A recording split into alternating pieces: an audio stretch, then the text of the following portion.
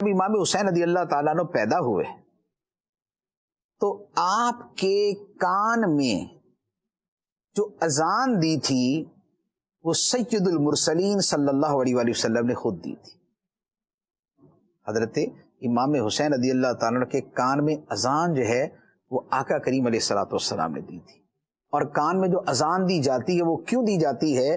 اس لیے تاکہ جو پہلا لفظ اور پہلا کلمہ کسی بچے کے کان میں جائے اور کان سے اس کے دل و دماغ میں اس کا نقش بنے، وہ پہلا کلمہ خدا کے نام کا ہونا چاہیے، اللہ اکبر اللہ اکبر۔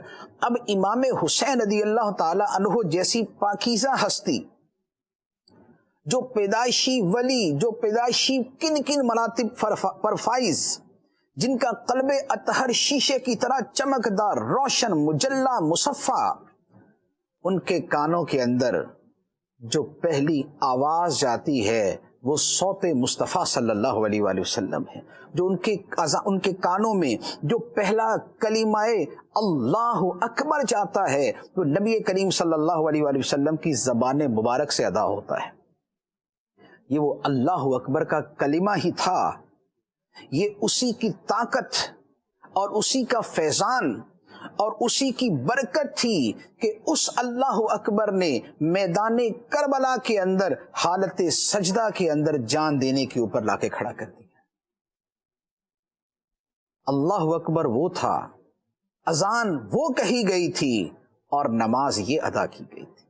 نبی کریم صلی اللہ علیہ وآلہ وسلم نے حضرت امام حسین کے کان میں اذان دی، پھر اس کے بعد گٹی دی جاتی ہے، تحنیک جسے عربی میں کہتے ہیں، کہ بچے کی پیدائش کے بعد جو اس کو پہلا جو ہے وہ کھجور چبا کے اور اس طرح کا کچھ دیا جاتا ہے۔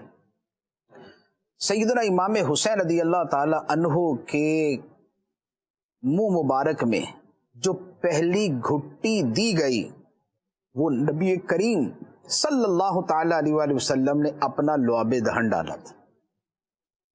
وہ سرکار دو عالم صلی اللہ علیہ وآلہ وسلم کا لعاب دہن تھا۔ اور پھر نبی کریم علیہ الصلوۃ والسلام نے دعا فرمائی، امام حسین رضی اللہ تعالیٰ عنہ کے کان میں اذان دی، آپ کے منہ میں اپنا لعاب دہن ڈالا اور خدا کی بارگاہ میں دعا کی، اور 7ویں دن آپ کا نام حسین رکھا۔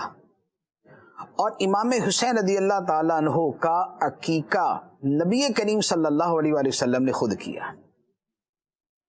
بتائیے، ایک بیٹے کے ساتھ جو لاڈ ہوتا ہے، جو پیار ہوتا ہے، جو شفقت ہوتی ہے، جو محبت ہوتی ہے، جو اس کے ساتھ ایک چاہت کا تعلق ہوتا ہے، اور جو اس کے لیے گھر والے جو سب کچھ کرتے ہیں، یہ امام حسین رضی اللہ تعالیٰ عنہ کے لیے کون کر رہا ہے؟ یہ سید کونین صلی اللہ علیہ وآلہ وسلم کر رہے ہیں۔